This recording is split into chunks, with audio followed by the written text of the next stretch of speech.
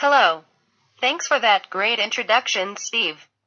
I want to thank the OSCC team of community volunteers who gave our panel the opportunity to discuss a controversial topic by accepting our proposal. I also want to acknowledge the work of organizations like Virtual Ability and educators who run avatar training sessions, share best practices, and provide resources for people with disabilities in virtual worlds. Finally, I want to thank everyone who has contributed to Open Simulator as an open source code project. This includes all of the forked versions. We all benefit from every effort as a virtual worlds community. You have all done a great job. Thank you. Today, I would like to share my perspective with you as a forgotten avatar. I hope it creates greater engagement and provokes thoughts on a topic that many of us are simply not aware still exists in virtual worlds. The next 20 minutes will be fast-paced and packed with information, so we have time for questions afterwards. Bear with me, I will tie it all together at the end. Here we go. Being an engineer and an advocate, I tend to see problems as opportunities for solutions. This topic is not just my problem or the problem of other forgotten avatars who are expected to adapt. It is a community problem that needs to be resolved by taking a new approach. Albert Einstein said doing the same thing over and over again and expecting different results is the definition of insanity. So let's stop the insanity. This panel discussion can be the beginning of great work we can do together as a community. Forgotten avatars in virtual worlds. Who are they? Why are they forgotten? How long have we known this is an issue? What is the root cause of the problem? How can we resolve these issues? Who are the stakeholders? What action can we take to eliminate the problem in the future? People with disabilities, permanent or temporary, have benefited greatly from the use of virtual worlds in many ways. From combating social isolation, to addressing motor skills issues that Tim described, to providing rehabilitation and treatment of health issues. Sometimes, virtual worlds can be used as positive technology, such as the recent research project I supported. It was called Wellbeing Technologies. Meditation using virtual worlds.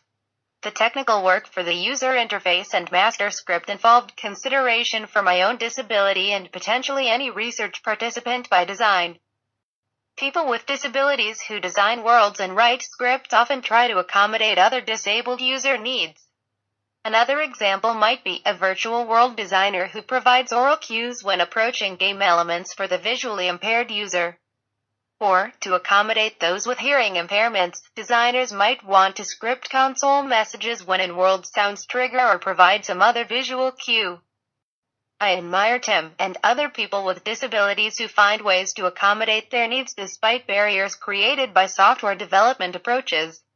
The divergent needs of people with disabilities are so diverse that there is no way to discuss them all today.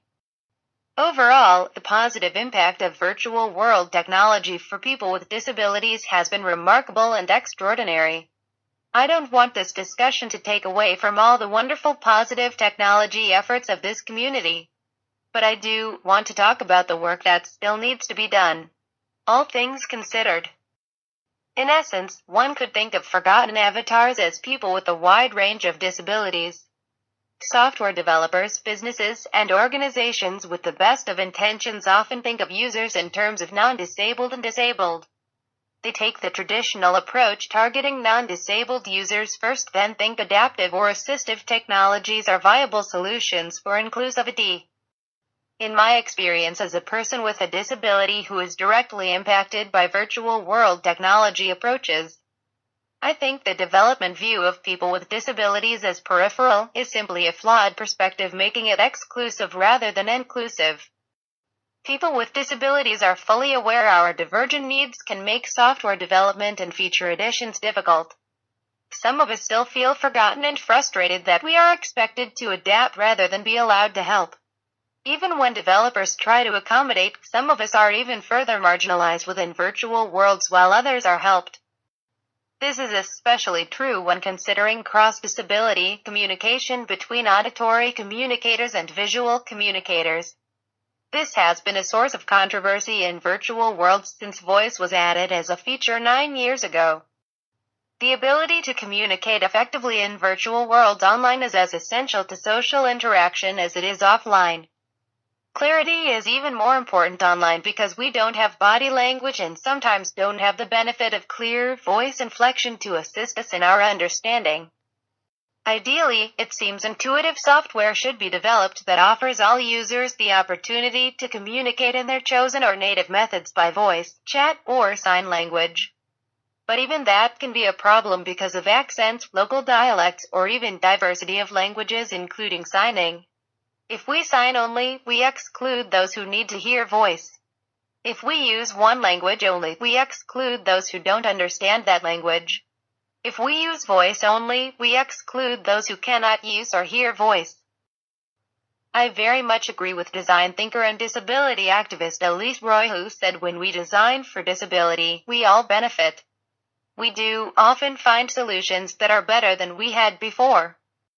As a forgotten avatar marginalized in virtual worlds, I want to talk briefly about this with regards to virtual world viewing software, then discuss a potential approach to viable solutions.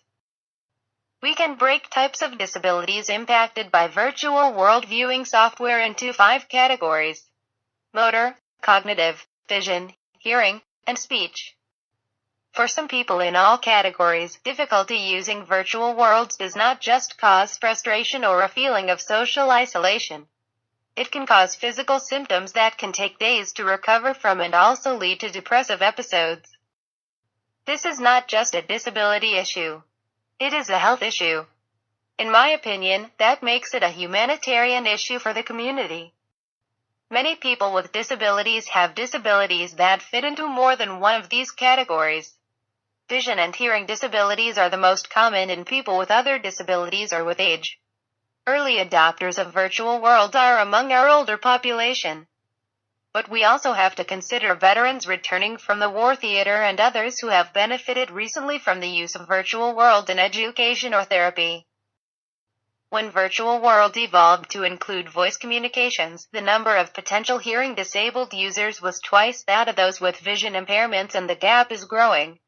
One can only wonder why developers made the choices they've made, since that seems counterintuitive. Perhaps it was related to educators who found using voice in virtual worlds to be more effective for learning and had no correlation to people with disabilities. It was more likely related in a broader sense to user experience. Much was discussed about that choice with regards to the small text in the virtual world viewer user interface. But the resulting impact of that choice further marginalized users with hearing impairments, which became a source of controversy that remains today. It also impacted those with speech disabilities and motor disabilities on both sides of the controversy. I would like to share some experiences of my own in virtual worlds to help people better understand the impact. For those who don't know me, I am legally deaf since birth, even though I have some of my hearing. My impairment is neurosensory or frequency-oriented. This is the same as 90% of people who are hearing impaired, but each impairment is as unique as a fingerprint. About half of the medical community thinks deaf people should sign, while the other half believes that is an exclusive approach. The latter half provides assistance in lip reading, interpolation of sentence structure, and speech therapy to help us integrate into a hearing society as normies. I am in that latter half. The problem is not all lips can be read if people don't make them visible because they are looking down or away. If they have a lot of facial hair covering their lips. If they are speaking with their back turned. If they have had injuries, strokes, collagen injections, or lip surgeries. Or if they have speech disabilities or cleft lips. For virtual communication, the problem is compounded due to technology limitations for audio and video clarity with user or avatar lips that cannot be read. Even if we overcome those technology barriers, the need for captioning and subtitling remains because consonant sounds in human speech are associated with frequencies. If you cannot tell the difference between A, P, T, and C, B, D, and V, M and N, or even F and S, human speech can be unintelligible.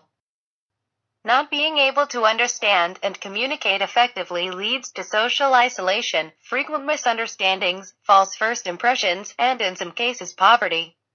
It is a quality of life issue as with any disability, but it is an invisible one because I don't look disabled. Much like my avatars. If you forget, don't be hard on yourself. My own family forgets sometimes. Early on in the evolution of the internet, I was into using bulletin board systems, forums, and chat rooms. Now I love using email and texting. For me, the playing field is level when it is in text. When I used Active Worlds, Move, Dare, Blackson, and even in early Second Life, I felt I finally found a place I could feel empowered to just be me without all the battles and uncertainties associated with my hearing. Then came voice without automatic transcription, and I experienced more digital marginalization than I felt before closed captions were required for television broadcasts. I later started using Open Simulator and did not have to deal with voice until it arrived there later. Per online posts and interviews by researchers, deaf users with low speech discrimination scores were negatively impacted socially and culturally. For example, a user with a speech discrimination score of 67% does not understand 33 of every 100 words transmitted by voice. Online voice quality issues are similar to noise booth testing conditions used in research. NIH research showed while hearing-impaired users scored slightly less in a quiet booth as expected, the discrimination loss greatly increased in a noisy booth. Scores were 88% and 98% in a quiet booth, with measures of 55% and 93% in noisy booths, respectively. I understand the flip side for those with vision impairments or motor impairments who are helped by having voice, and it is good to have for a positive user experience in their case. But my hope is that people will begin to understand the needs of people who have speech disabilities and hearing disabilities who are actually hurt by not being able to use voice, or by not having automatic transcription of voice they cannot hear. It negatively impacts us socially, educationally, and professionally. I remember losing a friend in virtual worlds who could not type well and had only one hand. He needed to use voice to communicate. But his voice was in a frequency range I could not understand, so no matter how hard I tried, no matter the headset rig I used, or no matter the alternative scripts available for the hearing impaired, we could not communicate effectively. Our friendship became too much of a source of frustration for him, and he ended our friendship. On the other hand, I am very grateful for friends in virtual worlds who have gone out of their way to make me feel welcome and provide transcripts on note cards of poetry readings, or of plays being performed virtually so I can follow along and be included in festivities. I truly appreciate the efforts of Cynthia, Barbara, Steve, and others who try to transcribe voice during meetings so I won't feel excluded, but they are not always available, and that is understandable. In my view, what we need for full disability equality and a positive user experience for everyone in virtual worlds does not yet exist. But it can, if we work together to make it happen rather than just talk about it. Now that everyone listening knows a little about me as a forgotten avatar, let's consider the potential impact now and in the future that digital marginalization and cross-disability communication issues may have on people with disabilities. 1 in 5 Americans has one or more disabilities. In the U.S., 1 in 6 baby boomers have hearing loss. 1 in 14 Americans of Generation X have hearing loss. 1 in 5 American teens have some type of hearing loss. 60% of returning U.S. veterans have hearing impairments. It is evident people with hearing loss is the fastest growing segment of people in the U.S. with disabilities. Let's look at the economic aspect. 1 in 7 Americans live in poverty, but that amount doubles to 28% for people with disabilities. Individuals with disabilities in third world countries are more likely to become disabled as a result of poor living conditions, health endangering employment, malnutrition, poor access to health care, and lack of accessible education. We know disability and the social stigma associated with it. Marginalization, worsen poverty by increasing an individual's isolation from society and causing economic strain. Yet, the growth rate of people with disabilities is outpacing population growth worldwide. These alarming statistics clearly show we have major issues that we will face in the future with regards to the needs of people with disabilities. I believe the use of virtual worlds will continue to grow in education, training, and therapy. It will also likely expand into the workplace for teleworkers. This means these offline statistics have relevance because anyone is a potential user. People with disabilities make up the largest minority in America and are by far the most impoverished because they are marginalized, are more likely to have health issues, and are more likely to have family incomes diminished. With the prevalence of poverty among those with disabilities, it is clear we need to eliminate any barriers, virtual or otherwise, as soon as possible.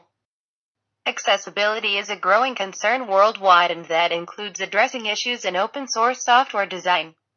Cost is certainly a consideration, and open-source collaboration of a new viewer application from scratch is a great idea, but it will be some time until that can be developed.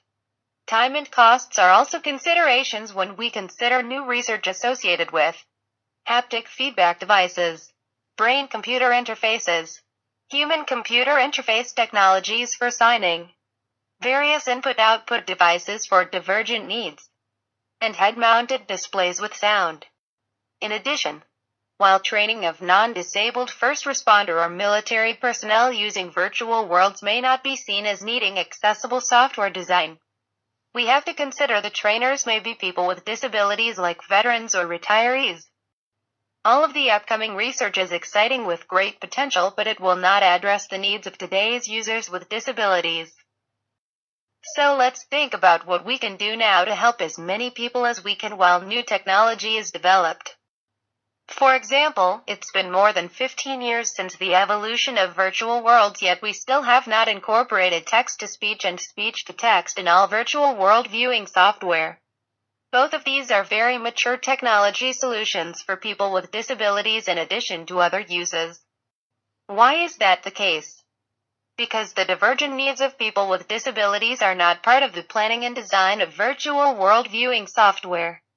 This is the root cause we must address. Was the digital marginalization resulting in forgotten avatars intentional? No, I don't think so. I also don't think further marginalization of the hearing impaired by adding the voice feature without transcription was intentional either. In fact, it is likely developers simply did not know how to plan and design inclusive software. Very few do, because none of us really know what all of the divergent needs are for all people with disabilities. But we must acknowledge the accessibility problem exists, and find ways we can not only help resolve the issues today but also prevent a repeat of the issue in the future. So let's review the problem. Virtual world viewing software is not designed to be inclusive. The impact: digital marginalization on different levels, forgotten avatars. The stakeholders: the virtual world community, education, businesses, governments, and non-profit organizations. A short-term solution: integrate text-to-speech and speech-to-text into existing virtual world viewer software. People with disabilities impacted by communications issues would see immediate benefit from these two easily integrated solutions. A long-term solution: form active working groups that can develop accessibility standards or guidelines for software developers so they can take an inclusive approach rather than an exclusive one when writing applications. In a nutshell, Grace Hopper said it best when she said the most dangerous phrase is, "We've always done it this way." On this topic, now that we can see this way is flawed, it's time to stop doing it this way. We need to break down the barriers and implement accessible design, even in open source. For all of us with barriers holding us back in virtual worlds, we are the forgotten avatars who are already stakeholders. For all of you listening who want to help break down these barriers, please become a stakeholder and join us in this effort. I really want to hear more about the barriers others face, share ideas for solutions, and find ways we can not just break, but also knock the barriers down. As a community, we can find solutions together. Some of us are already building an exciting new organization dedicated to accessible software and standards to advance virtual worlds and virtual reality technologies. We think this effort would be a good fit for one of many community working group projects we envision. We can exchange contact information after our session ends. Before we continue, I want to acknowledge the following organizations that provide data on people with disabilities to be addressed with accessible software design. World Health Organization, U.S. Census Bureau, The Hearing Review, Frontiers Academic Publishing, Journal of Virtual World Research, Able Gamers Foundation, Disability Studies Quarterly, Centers for Disease Control, National Institutes of Health, Health and Human Services, Respectability Report, and the Anita Borg Institute. As an example of text-to-speech technology in a fairly natural voice, the voice in this presentation was provided by a free TTS reader available online. Thank you all for listening. Now it is my turn to listen to you. Back to you, Steve.